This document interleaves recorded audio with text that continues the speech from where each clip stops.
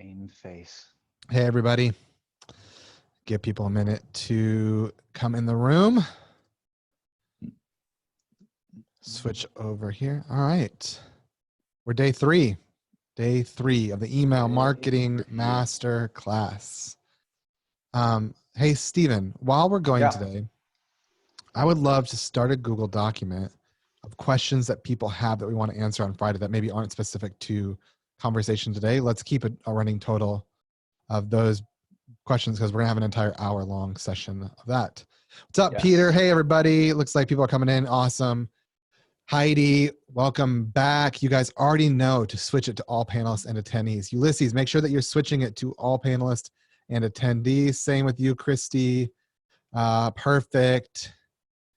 Awesome. Hey, guys. Ruben, make sure you switch to all panelists and attendees as well. How's everybody doing today? I'm on like week 6.5 or 7.5. I forget how many weeks of self and home quarantine. Anybody else tired of sitting at home? Just me? I'm tired of it. Yeah. Awesome. Yeah. Cool. Well, today we're going to talk about emails that we send, the emails that we send. There's a lot of different things. Here's the hard thing about email marketing. We're going to kind of like dip back and forth in between stuff that we talked about Monday, stuff that we talked about yesterday. I'm going to hit on a few things I'm going to talk about tomorrow. Like a lot of this stuff is overlapping. It's really integrated. So yeah, Bill, I have a 7-month-old, so I totally understand having kids at home. It is not the easiest thing in the whole world, trying to work and also running a full-time daycare as well. Awesome. Oh, Christy has 4. You win, Christy. And oh, Shannon has 8. Oh my gosh. We're gonna do one up in here. You guys are awesome. 8 kids. Shannon, I'm betting. Keep them coming. Keep it going. Yeah. Who has 16? Let's see. That's amazing. Awesome. Okay, so today we're gonna dive in. I'm gonna do the same thing I did yesterday. I'm gonna have a Google Doc up on one side, and then we'll build some stuff into ConvertKit as well. But today we're going to talk about emails we should be sending. So I'm going to share my desktop. I'm going to get set up here just for a minute. Give me a few seconds. So I have the chat over here. And I have ConvertKit open, and I have what emails to send. Now, one of the biggest questions people have are what emails I should be sending and how often I should be sending them. This is a huge question, and there are a lot of answers to this type of question. So I want to talk through today. You're going to see a little bit of like when to send emails. We're not going to get into specific days and times because I am convinced that there's lots of stats out there, but stats are so, it's so different even comparative to audiences. We'll talk about that a little bit in a minute. What you should be sending. We're going to talk about email deliverability basics, and then we're going to talk about what I call re-engagement campaigns. We're going to talk through all of why that's important. So first of all, when to send emails. First and foremost, you need to set the right expectations about how often you're going to be emailing people. If people have an expectation that you're going to be emailing them once a week, and then you don't email for 2 months, you've already started to lose. If you have expectations that you're going to email once per week, then you start emailing once per day, that's going to be too much. So right now, consistency in your email marketing is super key. I have a friend who sends out a daily email to 480,000 subscribers, and he has over 20% open rate on that. That's an incredible rate. And he's sending out an email every single day. Now I have other clients. They only send an email once per week. So the difference here is the expectations. My friend who sends out the email every single day, it's an email newsletter about fantasy football, and their expectation is that they're going to get the latest news, especially during the football season. They're going to get Sunday through Saturday. They're going to get the latest news about fantasy football, and he sends it out with great success. Now, the other people I know, Copyblogger included, we just send a single email per week. If I were to send out an email every single day, people would be super pissed off. People would be super overwhelmed. The expectation is set that we're going to send a weekly email that happens every single week. So set the expectation up front. This is something that you should communicate in the first email of your welcome sequence as well. Remember that introduction email that you sent out to people. Let them know how often you'll be communicating with them, and just stay consistent to that. So stay consistent. Consistency is key. I have an email list personally. You guys have seen over here. It's not very big. The reason it's not very big is I'm not consistent with it. It's a problem. I'm really busy with Copyblogger and supporting my other clients like Pat Flynn, that I just don't have time personally. So if you notice on my homepage of my site, it says, we'll go back here. Oops.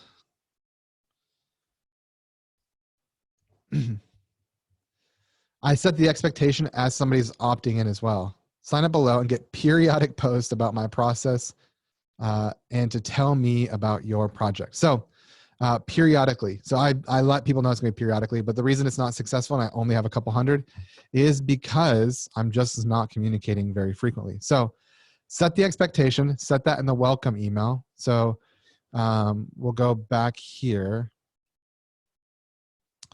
Sorry, I'm hitting the wrong button. We're going to go back to this welcome sequence again. Would it be helpful for you guys if I created a Google Doc for you about what emails are sent out and then just like a basic bullet point of what should be in each of those emails? Okay, I will work on that. Stephen, let's work on that tomorrow. We'll try to have that done for you guys by the end of this week. So basically what we'll do is we'll create like a little Google Doc here, and we'll just create basically like, you know, bullet points underneath each one. Like, so we'll name the emails and we'll put bullet points underneath each one so you know. So here's your download here. This email right here, it's great to meet you. Here's your introduction. Tell your story, share about why you got started, share some of your best content, and then we'll add this in here. Set expectations for frequency, of emails. So set that as well. Great. So just stay in that consistency. If you're just getting started, start with once a week.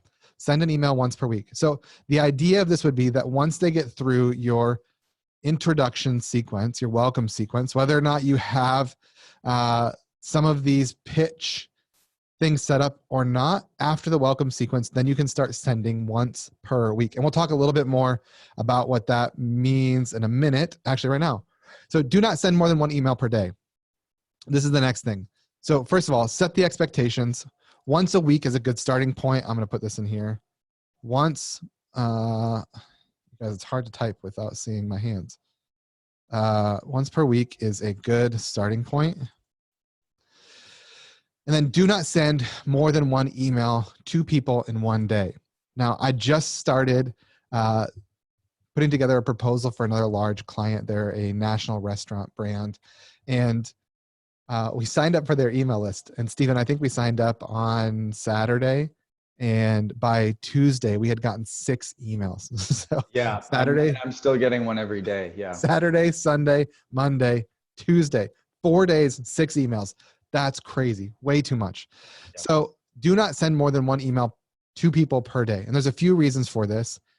And we'll talk about that a little bit more in the email deliverability basics.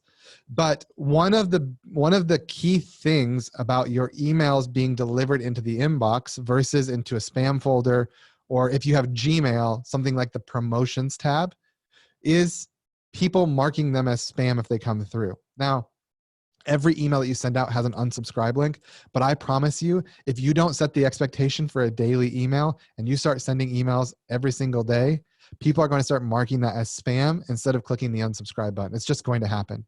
That's number one. Number two, email service providers like Hotmail, Yahoo, Gmail, Outlook, these providers, if you are sending, they can tell what IP address is sending the emails. If they notice that this IP address is sending more than one email per day, they're going to ding your sender reputation, which means that you're going to start landing in more spam inboxes. And you can have what happened to Copyblogger happen, is that an entire email service provider could blacklist your sending IP. That happened to us with Hotmail. So for a while, Copyblogger, because there's a couple other things that we had done. I'm going to share a little bit more about that process tomorrow and some of the advanced stuff we talk about. every single email we were sending to Hotmail was going into spam, regardless of if that person had marked it as spam before or not. So, super important. Do not send more than one email per day. So here's what I do to make sure that I'm not sending more than one email per day to people. Now, the biggest mistake that people make is that they're sending a weekly newsletter or a weekly update or a weekly piece of content out to their email list, but they're also sending emails out in their welcome sequence. So somebody had just joined your welcome sequence, and then you're also sending out a weekly newsletter, a weekly update, a weekly piece of content, a weekly note, and people are going to get that welcome sequence at the same time as their note. And so just think about this for a second, just theoretically, just logically. Until you've introduced somebody, you don't want to start sending them your everyday content. So we're also going to talk about a long-term nurture sequence and what I think is a really cool way of building weekly newsletters or weekly updates in just a minute. But this is what I call the freeze tag strategy. So what I'm going to do, we haven't really talked about this, and this is a specific way to do it in ConvertKit. You can do this in other email service providers as well. Let's go back here to subscribers.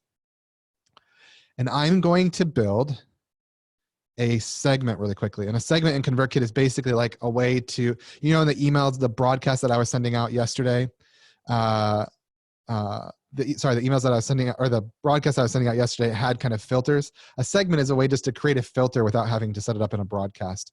So I can have that set up, and I can just easily insert that segment every single time versus having to manually build out like the excluding the no send list or the excluding the freeze tag or things like that. So what I'm going to do first, I'm actually going to start here. I'm going to create what I call freeze tag. I like this. I like those words because I used to play freeze tag as a kid. Did you guys play as well as a kid? Freeze tag. So we're going to call this the weekly newsletter. I'm going to select all subscribers here, and I'm going to say no to the subscribe to tag, freeze tag. Boom. All right. So this will create a list of people who are excluded when they have the freeze tag on. Now, we're going to go back to my simple, whoops, this is actually the wrong one. I'm going to go back to, what is the one that we built yesterday called? It is called, I think just Visual Automation 5. We've got to name it. I'm going to name it right now. Email Marketing Masterclass example.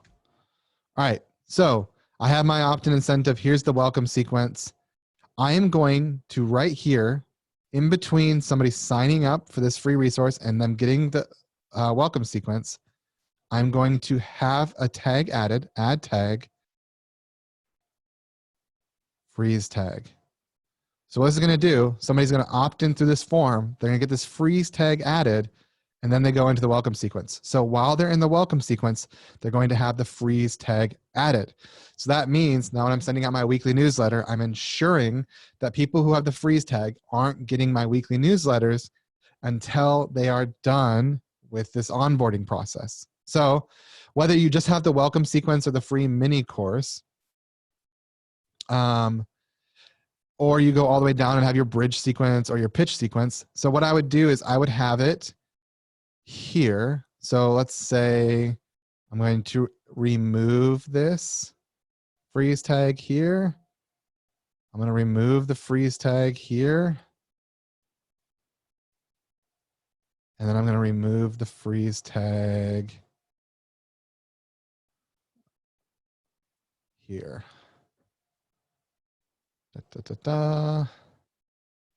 Actually, I could have done this a lot easier. I could have just added the remove freeze tag here. But you can do the complicated way if you want to. So basically, after the entry point, after all the exit points of the different places, you remove the freeze tag. And so then when they're done with that, they're now added to the list of people who can get the weekly newsletter. So that's the freeze tag method. Or the freeze tag strategy, as I typed it out here. Super important. That way people are not getting emails. Think about if let's use an example. Let's say I come to your website. I don't know anything about you. I think somebody here does jewelry specifically. So I come to your jewelry website. I sign up for your email list, and I start going through your onboarding sequence. And say I sign up on a Tuesday. and I get your introduction email on a Tuesday, and then Wednesday is the day that you send out your newsletter. So I get your introduction. I don't know anything about you. And then Tuesday, I get a newsletter. It's just not going to make sense until somebody's finished the onboarding process. So add the freeze tags into all of your onboarding process, your welcome sequences, your initial pitch sequences, your mini courses, things like that. So people aren't getting your newsletters until after they finish that, because then it will make a lot more sense to them. Now, one thing I've seen a few people do, and this is really cool, is this makes a lot more sense if you have maybe content that you're wanting to drip out over a long period of time. So if you have, like, maybe you teach about one topic, or you have a specific service business and you want to kind of take everybody that signs up to your email list along a specific journey, then I would set up what's called a long-term nurture sequence. And what a long-term nurture sequence, and I learned this from one of my clients a couple of years ago, who said, you know what, I send out a newsletter every single week to my list. And I think he was talking to financial professionals. He said would send out an email every single list to his week. And he said, there's some really good content that I've sent out via email that people who just sign up for my list are never going to get. And that really is sad. So what he did is he took all the newsletters that he'd sent out. And so this is a really good,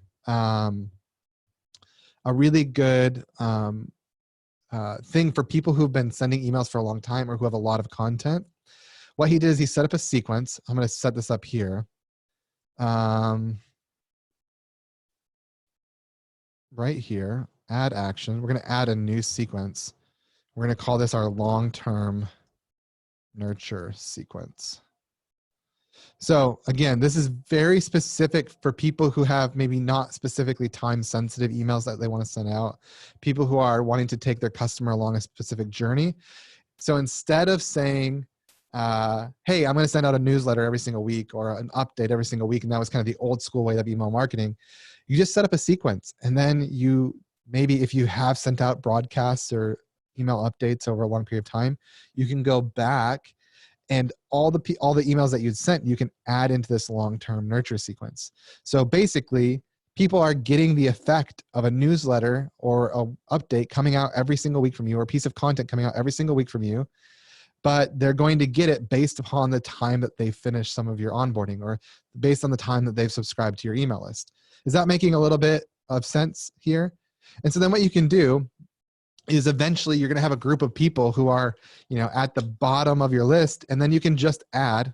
So let's say here, let's say I have 52 emails set up. That's 52 weeks of content, and it just goes automatically.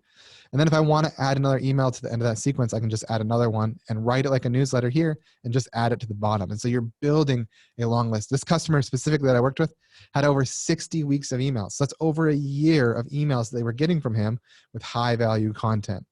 So that's what's called the long-term nurture sequence. I think it's a really good idea for people who are wanting to take all of their customers through one journey, or people who have really valuable content they want to send out.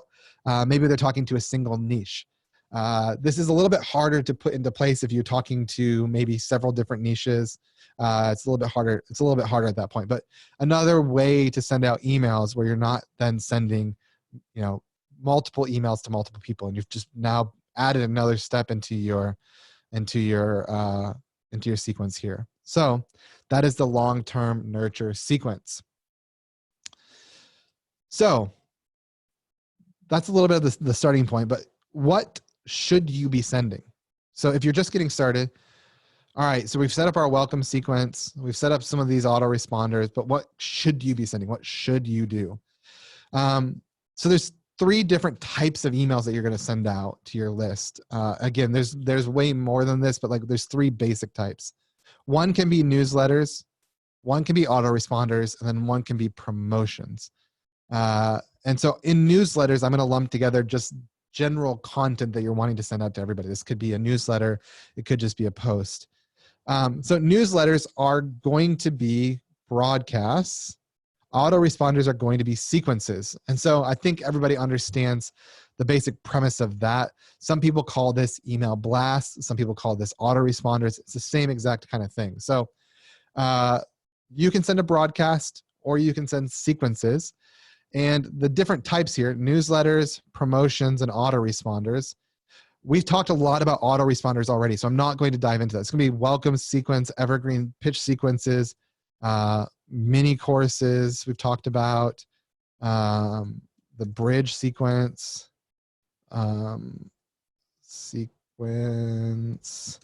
the long-term nurture sequence. It's going to be here as well. So if you're just getting started out, probably the autoresponder that you're going to want to have set up is the welcome sequence. And then, again, these are the autoresponders or the sequences. The broadcasts are the single emails that you send out. It's like a one-time email that you're going to send out, an email blast or a broadcast, whatever your email sending provider, ConvertKit or MailChimp or ActiveCampaign might call it. It's going to be a single email that you send out to a specific group of people. So it's just a one-time email. So newsletters and promotions get dropped into this category. And so what should you be sending? Newsletters. I think newsletters are awesome. Newsletters are basically how email marketing got started years and years and years and years ago. So everybody who was a blogger all of a sudden started having a newsletter, and they sent that newsletter out either every week or every 2 weeks or every month. That was the exact way that all this email marketing started, right? And the idea was join my newsletter and I'll send it out. A lot of people did this with, back in the day, it was also RSS feeds were connected in. So every time I would post a blog post, it would automatically send out that blog post via email. And then maybe I would do like a digest of all the blog posts that I've sent out or something else. So newsletters are how everything got started. So newsletters started to get a bad rap in the last few years because it was kind of like, oh my God, everybody's got a newsletter. Everybody's sending out pointless updates. I just don't really care anymore. However, in the last few years, people like Brian Clark, who founded Copyblogger, have started giving newsletters a better name. So newsletters now are actually super valuable things. There's things like further.net that Brian has. This is a newsletter that Brian sends out every single week. It's a free newsletter for people who are Gen Xers. So newsletters can be a standalone thing that are really valuable. What I would say to you is if you have a brand and you want to create a newsletter, newsletters are super, super valuable. If you want to just send out an email every single week, don't send a newsletter. Like, don't just send out a newsletter unless you're going to invest a lot of time. And how you can differentiate between sending a newsletter or not sending a newsletter, if you think you should do it versus you shouldn't do it, the newsletter has to be appealing enough to stand on its own. And you have to kind of put this through your own filter. Like, Brian's emails are awesome. Like, they are so good on their own. Don't tell me to sign up for your newsletter if your newsletter is just you telling me about stuff that you're doing. That's so boring and so like tone deaf, and that's old school. That's like not something that you should be doing. How many of you are signed up for a newsletter? Like, I know that there's a few of like Daily Brew. It's another one. Or sorry, Morning Brew. Other newsletters. Who else is in like a newsletter that's like a proper newsletter, not just like an author sending out a weekly email? Skimmed, yeah, it's a good example. There's a lot of really, really good ones. People are really investing a lot of time. Let's see. Stephen, are you subscribed? I know there's one. I'm trying to think of other really popular ones right now. Yeah, The Hustle. That's a really good example. Yep, American Minute. Yeah, you guys are right. So The Hustle, this is great. I think they have like 1 million people on their list, but really they just send out a newsletter every single day. And the whole thing is a newsletter. Like, their content isn't posted on a website in a specific way. It is really like just a newsletter. So yes, so you can do a newsletter with curated content. That's what Brian does. And further is he does curated content. So Brian creates really good positioning for the email. And then there's curated content. Some of that is his own content. Some of that is content from other people. So curation is a really valuable thing with newsletters as well. And it can be done really, really, really well. Don't just do a curated newsletter if it's just gonna be like the 5 things that I found this week. Like, really put time and effort into positioning a narrative with a newsletter. So newsletters are really good for the brand if it makes sense with your brand. Like, again, if we're going back to plumbers, I probably wouldn't suggest that a plumber does a newsletter per se. I wouldn't necessarily suggest that a service person does a newsletter. But if you have a content brand or if you want it, you could actually build an entire business around newsletters as well. I believe The Hustle has a pro version of it. I know things like the Daily Skim and things like that also have paid versions of newsletters. So the newsletter can exist on its own. So the other thing is then, if you're wanting to send out consistent emails, I would just send out high value content on a consistent basis. So that's another thing that I would think about doing. If you want to send out weekly emails, convert or with Copyblogger, we send out something called the weekly. It's generally just a check-in from me, like, hey, just checking in. This is some of the content that we've written about this week. Hey, this is the free promotions that we have going on, free webinars, other things like that. You can just do that weekly check-in type email as well, or send out high value content, like send out really valuable content that people can learn, educational content on a weekly basis. And then lastly, promotions. And this is a question that I know a lot of people ask. How frequently should I send out promotions? Promotions break a lot of the rules, which is why you have to be really careful about them.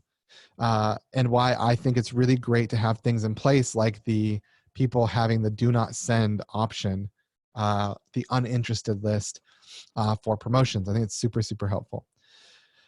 I think about sending promotions out. Now, this is promotions if you have something to sell. I try not to send promotions to people more than once per month. So I don't want people to get promoted more than once per month. Now, you can do this more or less depending on your appetite for promotions and your sensitivity or your customer base or that type of thing. But my general rule is I want to send one promotion per month maximum. And when I send a promotion out, there's like lots of different kinds of promotions here. I'm building like a promotion narrative, and I think maybe we should maybe save some time Thursday, tomorrow, to talk about the different types of promotion campaigns you can have via email. Because I've done so many. I was just talking to somebody earlier today. I think I've done like 300 product launches via email in the last 10 years. So let's do it tomorrow. I'm going to talk more specifically about promotions. And Stephen, make a note of this. We'll put this in the Google Doc to you guys as well. We'll give you bullet points and then the emails and bullet points for some promotion strategies as well. So we'll talk about, let's think through. We'll talk about I call them I call them 2 tiers, tier 1 and tier 2 promotions. We'll talk about those 2 different types of promotions tomorrow. One is a shorter promotion based around a webinar, and then one is just kind of a traditional product launch promotion. So we'll talk about both of those tomorrow, and I'll give you kind of an outline. We'll put that into the Google Doc that we share with you guys as well. So promotions, but my general rule is not more than 1 per month to a particular subscriber. All right, going back, 4:30, we're flying through this. Email deliverability basics. Now, what emails you send, how often you're sending are huge factors in email deliverability. So I'm going to walk through a basic piece of this today.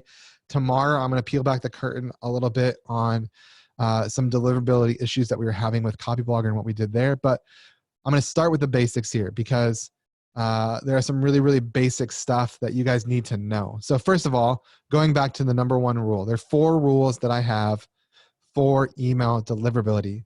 And when I say deliverability, I'm meaning the placement that your emails will get into people's inboxes. So directly into the inbox, they can go into the spam folder, and then they can also go into like the promotions tab. So there's really kind of 3 options that can happen for you. You want emails landing in the inbox. You don't want to get blacklisted and landing in spam boxes, or you don't want to be sending out bad emails to be landing in the promotions folder. Because obviously, if it's going to spam, people aren't seeing it. If it's going to the promotions tab in Gmail or other services like that that have those, you're not seeing that email as well. You want people to see and open your emails. So number 1, no more than 1 email per day. And we already talked to those rules, so I'll move on really quickly. Number 2, remove cold subscribers from your regular sending. This is super important. And I think I told you yesterday, I had really strong opinions about removing people from my email list. And I'll just kind of dive into this really quickly, why I used to hate it. I'm a marketing guy. I'm a growth guy. I'm a salesperson. I like to see large numbers of sales. I like to see large numbers of subscribers. So before I really had any idea about email deliverability and how having a bad list could actually harm your sending, I hated the idea of removing subscribers from your list. So you worked really hard. Like I worked really hard over years to build a huge email list. I didn't want to remove people because I know that there are some email newsletters that I've been subscribed to for years that I just delete, even though I don't see them. I just delete them. And maybe I open them up once in a while. Maybe somebody's going through a hard time in their life and maybe they're not engaging with email. I just didn't ever want to remove because someday somebody might engage with us and they might buy our product or sign up for our service. And so I just had a really hard time removing subscribers until I had the deep dive into the email deliverability issues with ConvertKit. So what I learned is that email service providers, again, like Gmail, Yahoo, Hotmail, Outlook, other big ones like that, they will actually ding your sending reputation if you're sending emails to people who aren't opening your emails. So a cold subscriber, ConvertKit, I think ConvertKit is, I'm just going to double check this because I don't want to tell you guys the wrong thing. ConvertKit, cold subscribers. I believe ConvertKit has it for 90 days. So this is how they define it. ConvertKit defines cold subscriber, anyone who hasn't opened or clicked on an email in the last 90 days and has been subscribed for at least 30 days. So that's a cold subscriber. I'll show you how to do it in ConvertKit. I'm not exactly sure how to do it in other sending, other email senders, but remove cold subscribers. And so what I do is I identify cold subscribers. I'd put them through a re-engagement campaign. We're going to talk about a re-engagement campaign in just a minute. And then those who don't participate in the re-engagement campaign, I kick them off the list. So that's a huge part, removing cold subscribers. We removed over 285,000 people from the Copyblogger email list. And there is a lot of junk on that list. I think somebody else was saying that they have over 100,000 subscribers and they have a lot of junk on their list too. So the kind of junk that you can have on your list, you can have spam email addresses. So what spam email addresses are I don't know why, I still haven't figured out why people do this. Why people do this, but they just like put in fake email addresses into your forms for some reason. I have no idea why. So people can have fake email addresses in there. Another one is like typos. You can actually have typos. People could have typed in their email address wrong. We're going to talk about that in point 3 here in just a minute. And then you can have spam trap emails also. So this is just like a lot of junk emails. And what we found out is that of the 285,000 people that were removed, over 28,000 of them were .ru, so Russian email addresses, and we identified those as like a spam. Like, so we had a ton of like spam email addresses that came through and signed up for our email list, and they even got through our double opt-in because they had some sort of system set up where they could opt in and then confirm that they were a person. So we were able to remove some of those as well. So we'll talk through the re-engagement campaign in just a little bit. I know there's probably a lot of questions around some of this stuff because it's a little bit more technical as well. So double opt-in is the second one. I also used to not be a fan of double opt-in. So what double opt-in means is if you've ever signed up for somebody's email list before, double opt-in is when you have to go to your inbox and click confirm before you're actually added to your email inbox. And if you don't click confirm, you're not officially ever added into the subscriber list. So double opt-in is something that's super important as well. It's going to help make sure that if somebody does have a typo, like this is what happens a lot of times is somebody will say .con instead of .com because they're right next to each other on the keyboard and somebody will just type it incorrectly. So what happens is it will send to the .con and then they'll realize that they'll never be able to confirm because the email address was typed in incorrectly. So that email address that has a typo in it will actually never get added into your subscriber list. So that means that you'll never pay for a typo email address. And it also means that you won't get hard bounces and you won't have these cold subscribers as well. And then another email deliverability basic thing is subject lines and from sender name. We're going to dive into more of that stuff tomorrow, specifically some strategies around all of that. So I'm not going to hit on it today, but obviously the more people who are opening your emails, your email service provider is going to see that as valuable content, and they're going to elevate your sending reputation. So you'll actually have a better reputation over time if more people are engaging. So email subject lines are actually really important because it will help people open your emails, which will then help raise your reputation for your email service providers. So email deliverability basics. We'll dive into some questions about that in just a second. Now, I want to talk about why it's important to keep a warm email list. And I did this yesterday, but I want to actually just write out an example here. I also think I said something about size doesn't matter, and this is why. Let me just show you this so you guys can see it here in person. I've had clients who are at both of these points before, right? So someone has an email list of 100,000 people. They only get an open rate of 7%. That means 7,000 real people are engaging in their content, right? So 7% open rate, that's a pretty low open rate. 7,000 people are engaging, even though they have 100,000 people on their email list. Now say somebody has an email list of 25% and they get an open rate of 30%, and that's a pretty good open rate. I know a lot of people who have open rates of 30% or even higher for their list. That means 7,500 people are engaging in their content. So imagine you have a business that has 100,000 contacts and you only have low 7, 8, 9, 10% open rate. And then somebody has 25,000 and they have a larger percent. They actually could have more engaged readers than you. And so warm list is super important. So imagine Google, Yahoo, again, all these email service providers are going to say, this is a low reputation sender, and then this is a high reputation sender, right? So this person's emails are more likely to end up in spam than this person. So this open rate percent is just kind of like a statistic to tell you list health.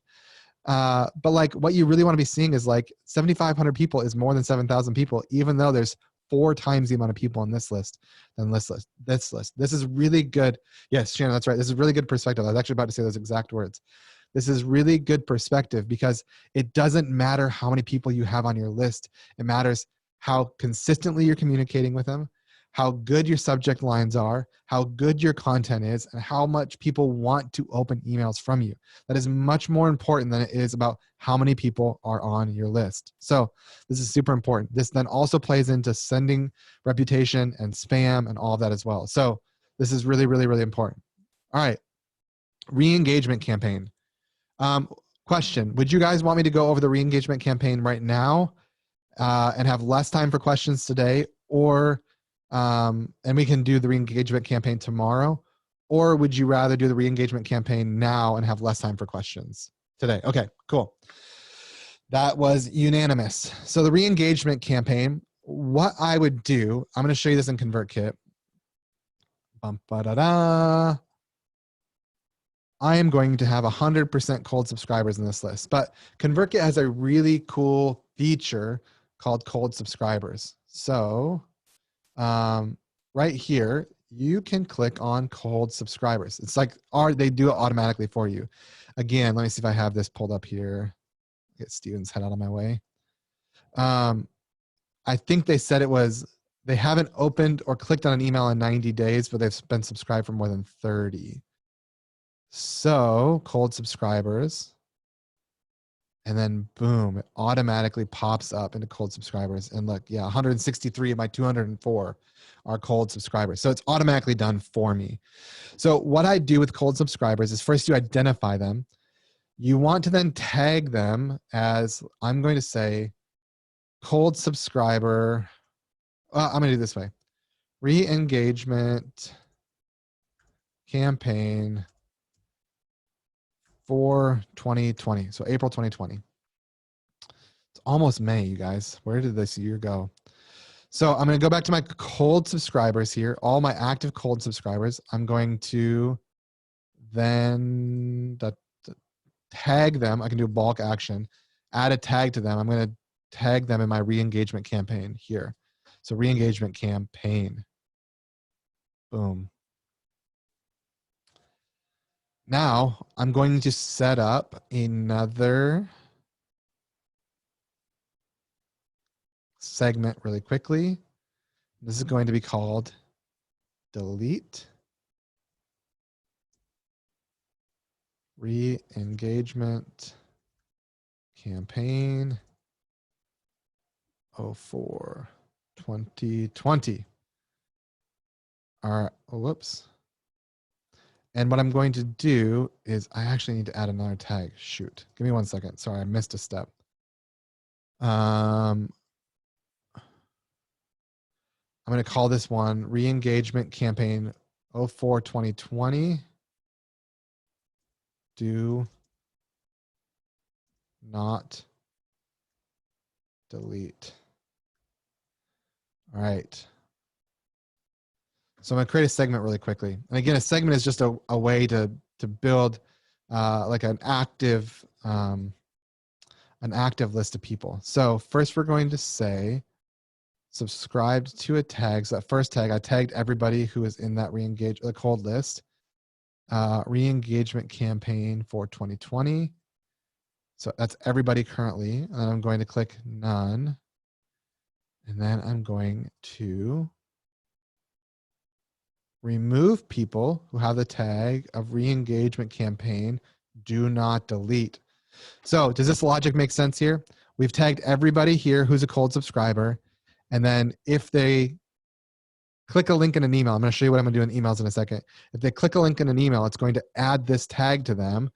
That's do not delete. So if they're clicking a link, it means they're actually active instead of cold. They want to stay on your list. And so we'll add this tag do not delete.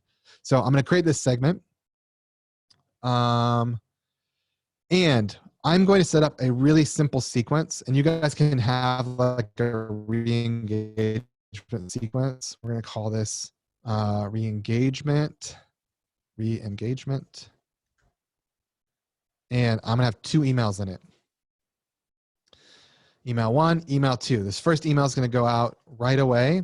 And the second email is going to go out, let's call it 10 days after the first one.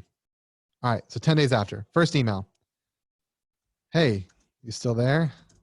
You can kind of write whatever you want there. So Stephen, make a note to have this re-engagement campaign in our Google Doc as well. So I'll give you guys a checklist of this as well. But basically, like, noticed you haven't been opening my emails. Where are you at? You still want to stick around?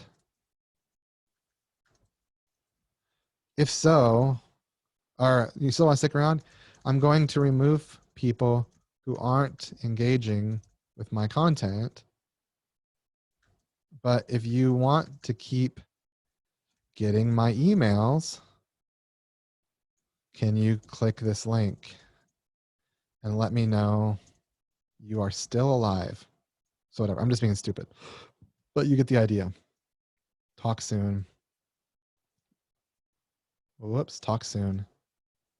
Daryl, now click this link here. We're gonna do the same thing we did yesterday. We're gonna add a link trigger. I have to create a page like I did yesterday. So let's go back to that page I did yesterday.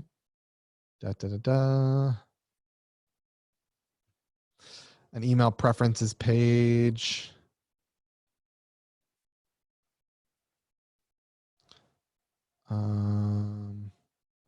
Thanks for updating your email preferences. So this page right here.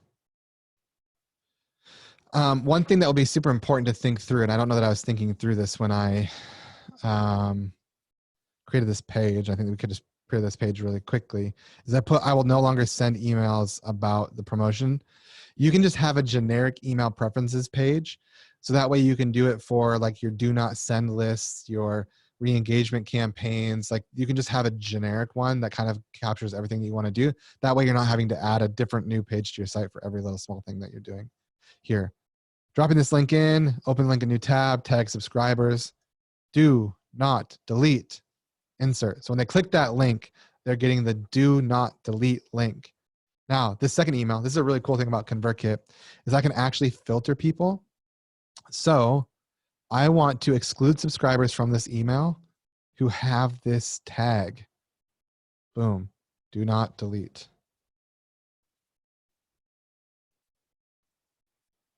Do not delete. Oh man, add filter. So what this does is it's going to send this email out 10 days after. And if they click this link, they're not going to get this email. Obviously, we don't want them to get the email if they've clicked and said they're a real person. And then what you want to do in this one is last chance or you are a goner. And then you just give them one, hey, just wanted to check back. I'm deleting people. Click here if you want to stay. And then you do the same thing here as well. So you then can push people through this sequence automatically. And how you do this in ConvertKit, I'll show you that really quickly. Subscribers. We'll go back to this tag that I created. So this engagement campaign. So now that I've created that sequence, it will automatically happen. I can then select all these subscribers and then I can add them to a sequence. Boom. And it just goes into it. And now we got that re-engagement campaign. So I would do a re-engagement campaign every 6 months. So you don't have to do this every month. I would do it every 6 months on your list. And then after that 10 days, I would wait another like 5 days after that email has sent. So you go email 1, 10 days later, second email goes out 5 days later. If they haven't responded in that 15-day window, delete them off the list. Just remove them from your list whatsoever. Gone. Bye. Over. If they want that way, if they want to sign up again in the future, they can resubscribe again and then get your content. So that's the basics of the re-engagement campaign. Super helpful. I think it's a huge, important strategy. So that's it. I'm going to stop sharing my screen here and we'll have about 15 minutes for questions. So let me know what questions you guys might have. Stephen, pop back in. I'm sure we've got some questions in the Q&A spot as well. While you're doing that, I'm going to take a drink because I've just talked nonstop for 48 minutes. Yes, I love Peter's comment. More badassery. I agree. Somebody said yesterday, it feels like I'm watching a ninja at work. That also applies today. Yeah, tons of great stuff.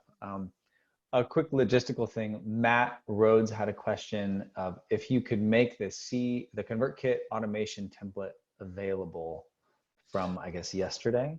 Yeah, I'll make one available. I'll clean it up a little bit and make it more available to you guys. But yes, I will make that available for you guys. Yeah, and it sounds like a lot of what we're going to do in the Google Doc is pretty similar to that in terms of like what kinds of emails you should be sending and things like that. Okay, Cheryl, I've seen a couple people who said they want ConvertKit classes. I'm happy to teach a class for those of you who are going to use ConvertKit. We'll do that next week. That'll be a bonus call. The only thing that I ask that you do is you use the Copyblogger affiliate link to sign up for ConvertKit. So you can go to either copyblogger.com/ConvertKit and sign up, or you can go to the ConvertKit review as well and sign up. And I'm happy, even if you're not a ConvertKit person, I'm happy to teach. So anybody who wants to learn more about ConvertKit, I'll do just like a quick overview, and you guys have seen so much already, but then I'll just answer questions that you might have about ConvertKit. I think honestly, it's the only email tool that I'm ever going to use for the foreseeable future. I moved off of ConvertKit from Infusionsoft back in 2015. 2015, holy cow. 2015, I moved off of Infusionsoft to ConvertKit. So I've been using it for a lot of time. So if you already signed up, that's okay. Just if you haven't signed up yet, please subscribe with our affiliate link. That helps us keep the lights on at Copyblogger. But we'll do a ConvertKit masterclass. Maybe I'll even see if Nathan, the founder of ConvertKit, could come in and hang out for a little bit. He might be interested in just hanging out for 20 or 30 minutes. But what we'll do is I'll show you some of the basics, and then I will show you some ninja secrets, and then we'll just take any questions you guys might have about ConvertKit. Does that sound good? Yeah. Sounds awesome. Sounds cool. Awesome. Next question from Ulysses. He's asking, do we need to have, in terms of the sequence of emails, like the long-term nurture, is this everything in their blog or something like that? And then as a follow-up, does it require that you to be writing new content all the time? That's kind of the beauty of the long-term nurturing sequence. Like, it's obviously going to take you time. Like, say you wanted to have a year's worth of newsletters set up so that you could just like have people go through for a whole year. It's going to take you time to write those 52. But if you're planning on sending out a weekly newsletter anyways, you might as well set up a long-term nurturing sequence off of the bat, because then, people can engage like for a long time and they're not going to miss out. Like what happens if, 6 weeks ago, I sent out an amazing piece of content, but then somebody subscribes today. Like they're never going to see that if I just do it in a broadcast sense. The only way they're going to see that is if I set up the long-term nurturing sequence. So I think it's a huge deal. I think it's hugely important, really, really important. And it really helps you then like craft the customer journey on a really long-term, like big picture sense as well. Agreed. Cool. Michael or Mikkel, sorry, not sure how to pronounce your name, says, where do you set the expectations of email frequency? So two places. One, on the form, like when you're signing up, if you can do it on the form, kind of like I showed you on mine, like, hey, you're gonna get periodic emails. Hey, get my weekly email. Hey, get my daily email. Set it there.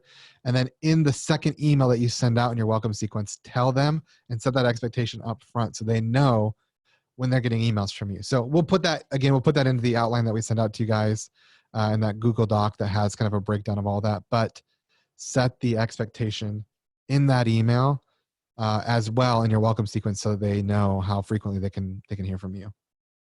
Awesome. Another question. Oh, quick follow-up on that from Cheryl. Does this work no matter where the entry point is? Does what work? I think setting the expectation, like if you're downloading a free guide or something. Yes. So yes, for sure. Like the expectations can be this too, like, hey, over the next few days, I'm going to send you an email every day for my new mini course. If you don't want it, then you can opt out now and just get my weekly email. So like that's setting expectations, right? So setting the expectations immediately, like how they're going to get emails in your welcome sequence, and then setting the long-term expectations as well. Perfect.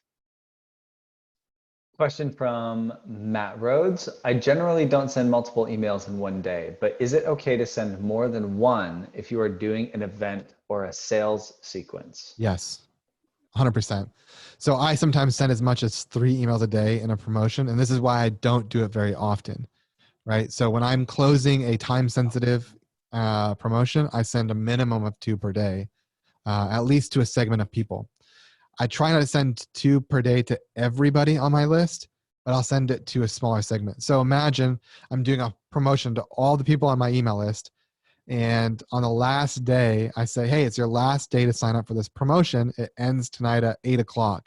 Well, at 4:00, everybody who's clicked the links to my sales pages, who's in my high interest group, I'm then going to send, hey, don't forget 4 hours until this closes.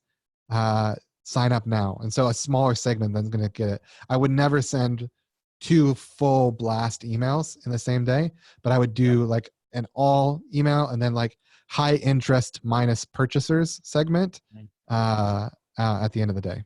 Hope that answers that. Yep. And so if anybody's confused on that, go back to some of the yesterday's content. We talked a little bit about segmentation, how to do all that stuff. Yeah. Awesome.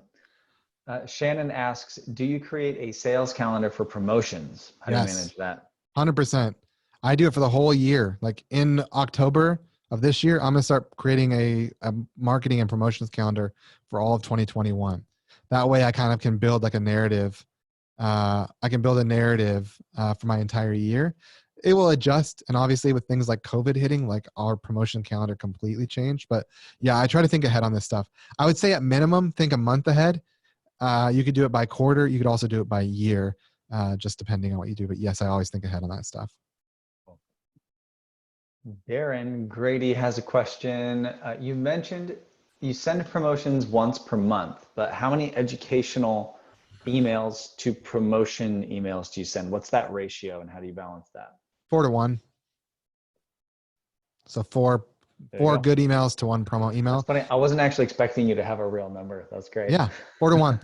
But again, like, there's a lot of nuance to that, but like just as a general rule, like you got to put money in the bank before you take it out, right? So you got to build up equity before you can tap that equity out. So 4-to-1 is just a general rule. Perfect.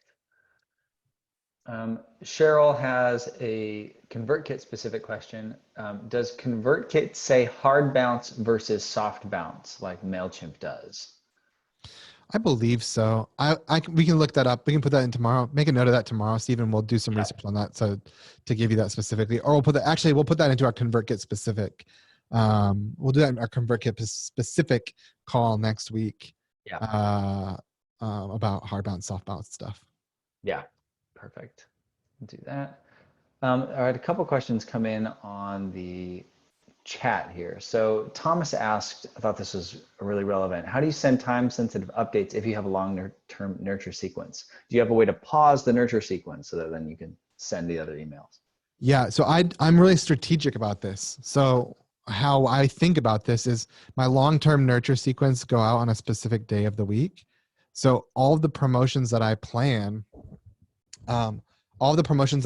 keep that long-term nurture sequence in mind. So I don't pause it because it's like really hard to pause a sequence when there's maybe like people are in week 17 and some are in 33 and some are in 46. Like it's really hard to pause that, but I'm cognizant of how the long-term nurture sequences might play into the promotion that I'm doing. So maybe I send my long-term nurture sequences out on a Monday. So then I run my promotions from Wednesday to Sunday. So I'm not overlapping that. That is, I will say, this is the one downside about the long-term nurture sequence is you can't really pause it. Once it gets going, you can't really pause it. It just goes. So that is the one downside of it. You just got to think strategically, and this goes into the planning, like the promotion planning of how you want to approach your promotions over a period of time. But that is the one downside of the long-term nurture sequence is you can't do time-sensitive promos without having that happening at the same time. Yep. All right, Ruben's question. Long answer, but how do you integrate email into your other marketing efforts? This is great. So my other marketing efforts, and when I think marketing, I'm thinking specifically like selling stuff. So Ruben, I'm actually going to flip this around. I don't integrate email into my marketing efforts. I integrate everything else into my email efforts. Everything else. So when we do campaigns for some of our products and some of our promotions, we see somewhere between 90 to 99% of our sales come from email, like somebody clicking in an email. The reason that there's a variance between that 90 to 99% is social media ad spend. So that is a big portion of it, but a huge chunk of your sales are going to come from email. So everything else I do serves email. So social media exists to help drive people to my website to sign up for email. SEO exists to drive people to content on my site so they sign up for my email list. Everything is integrated. Everything flows from external into my website, into my email list. That is everything. Email is king, 100%. Exactly. Yeah, exactly. So, is there a way to test the funnels and all the rules you set up in ConvertKit before you send them out? Yeah, that's a great question. There's not really a good way to do that, Anthony, to test your funnels. Yeah, there's not that I know. Throw your own email in there and then Yeah, you can manually force yourself through an automation. Yeah. Yeah, you can do that. You can do that. This is a great question. We should have this. We should have this as a question for Nathan if he can pop over. I'm gonna see if Nathan can come. Nathan created ConvertKit from his spare bedroom in his house years ago. Okay, wait. So if you tag something wrong, you're screwed. Anthony, what do you mean by that specifically? If you tag something wrong, you're screwed. I think he's the one who asked about testing your Yeah. funnels and the rules and raising them out.